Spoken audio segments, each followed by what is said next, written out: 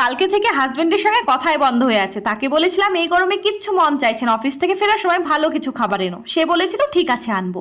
আমি ও রান্নাবান্না না করে তার অপেক্ষায় পেটে খিদে নিয়ে বসেই আছি। সে আসবে আর আমরা একসঙ্গে বসে খাবো। এদিকে রাত্রি 9:30 বেজে যাচ্ছে, সেও আসছে না। অপেক্ষায় থেকে থেকে দেখি 9:45 নাগাদ বেলের আওয়াজ। তাড়াহুড়ো করে গেট খুলতেই বড় একটা প্যাকেট সে আমার হাতে ধরিয়ে দেয়। কিচেনে গিয়ে প্যাকেট খুলে ঢালতে গিয়েই এ কি, এ তো কাঁচা মাছ, তুমি এত রাত্রে মাছ কেন এনেছো? সে বলে তুমিই তো বললে ভালো খাবার আনতে, তুমি তো মাছটাই বেশি ভালোবাসো, তাই নিয়ে এলাম। হে ভগবান, আমি বলেছিলাম রান্না করা খাবার আনতে, রান্না করার জন্য খাবার আনতে নয়। রাত্রিবেলায় তো খাওয়া দাওয়া মাথায় উঠেছিল, মনটাও দুজনেরই খারাপ, কিন্তু আমি আবার বেশিক্ষণ রাগঝাল করে থাকতে পারি না। তাই ভাবলাম ও তো মাছের কাটলেট খেতে ভালোবাসে, ওটাই বানিয়ে ফেলি, ওরও মনটা ভালো হয়ে যাবে আর কথা বলার একটা সুযোগ পাওয়া যাবে।